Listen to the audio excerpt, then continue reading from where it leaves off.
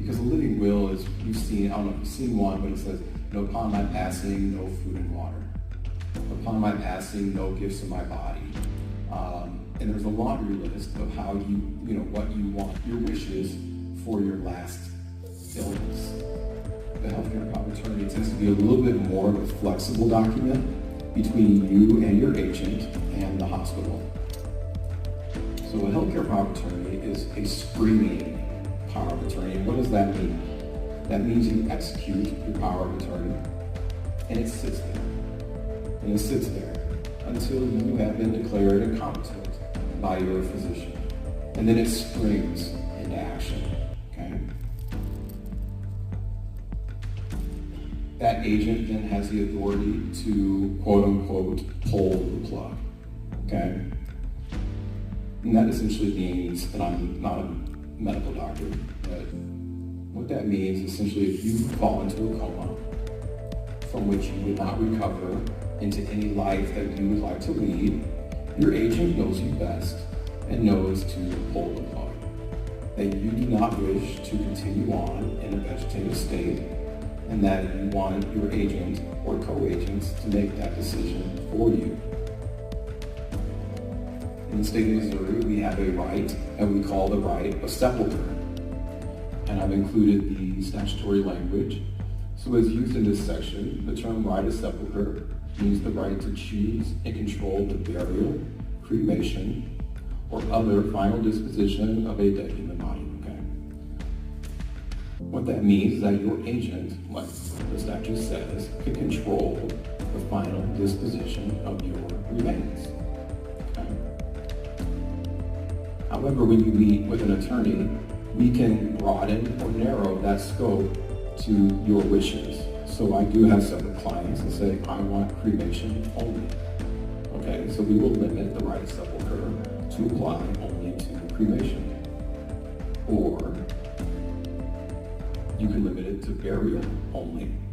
I have plenty of clients who've had previous arrangements at Jefferson Barracks. They want a coffin on top of their spouse. They've already had the site picked out.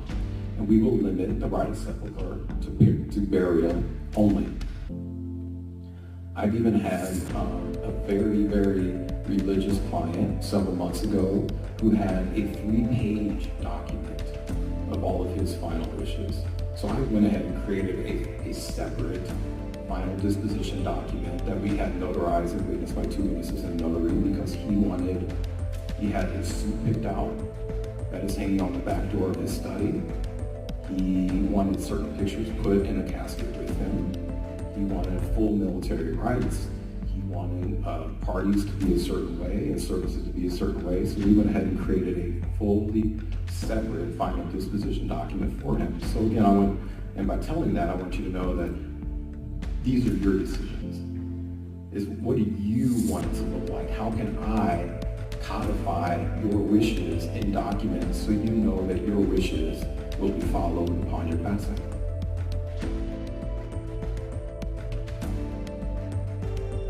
Revocable trust can be created by a grantor or grantors, and the grantor or grantors become the initial trustee or co-trustees of the trust. You can also name a successor trustee or successor co-trustees. So how this works is mom and dad create the Smith Family Trust. They are the grantors and initial co-trustees. The surviving spouse becomes a sole trustee. And upon the survivor's passing, then the successor trustee or the successor co-trustees take control of the trust.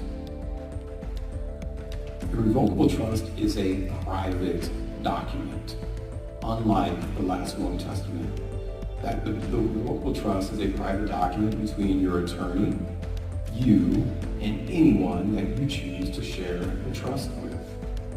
Otherwise, there is no requirement that the trust be filed or recorded.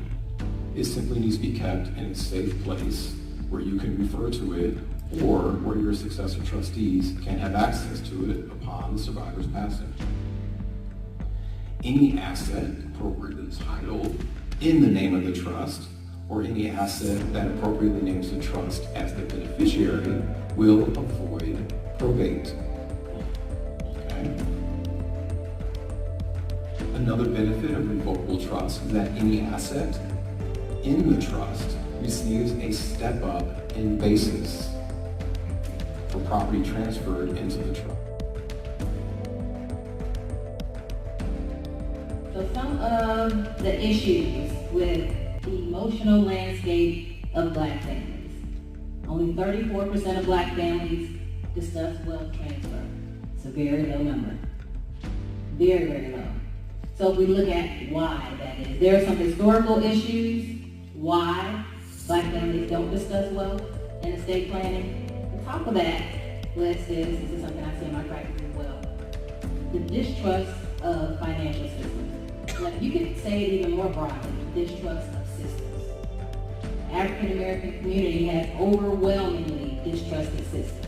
Why? Because systems have failed us in many ways. So what are systems? Systems are banks. We think about, especially as it relates to St. Louis redlining, the history of that. Educational systems have failed us. Medical systems have failed us. So in general, we don't trust systems. And this is an example of a system. We have a strong oral tradition. In other words, we speak a lot. We speak to family members a lot. We often speak about recipes and traditions. So there's always a lot of that going on. Except when you talk about finances and wealth. You don't see a lot of examples of that occurring in the Black family. So why does communication even matter when you think about estate planning? Well, when I think about my work, communication is at the basis of a lot of issues that people deal with in mental health. How you communicate with others, the relationships you have, your work stress, and really communication is really at the root of a lot of it. One of the big theories that has a great deal to do with communication is attachment theory. How many people here are familiar with attachment theory?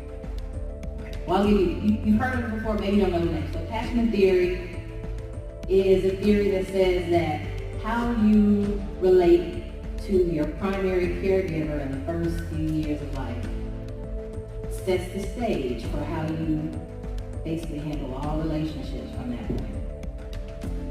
So if you think about it, what that looks like is, so if your primary care, if your baby, you're 6 months old, you cry, your parent, guardian comes to soothe you, change you, hold you, give you a bottle.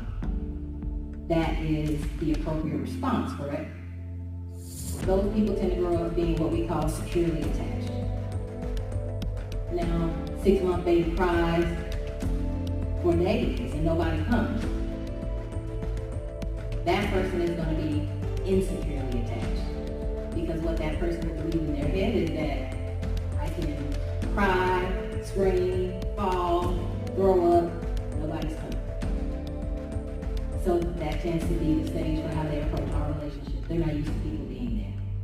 So the theory of attachment has to do with financial matters as well. So if we apply what I just said, securely attached people, those who believe that I know I can cry in this relationship with my partner, and I expect my partner to meet my needs. This example also applies to finances, because what we know is that those who come from families that are securely attached financially, meaning that in their family they have open conversations about money, about price, about credit, about wealth. That person would be a securely attached financially person. Oftentimes you'll see those behaviors in families where they are used to wealth. One type of insecurely attached is those called dismissive avoidant. Same thing in relationships, but as it applies to financial matters, those people believe that money is private. They refuse to plan, and they believe that self-reliance is strength and independence. So you gotta do it yourself, or else it doesn't matter. Sometimes this comes from people who come from families where their family have been denied land, denied bank loans, any of that. And their belief is that never let people see you struggle. So if you have that belief, never let people see you struggle, can you openly discuss finances and wealth? No. Because for a lot of people, it's not something that they're proud of. If they feel like they haven't made the best choices, you're going to see a lot of that. So attachment theory, which is really a sociological theory, has a lot to do with how people handle life.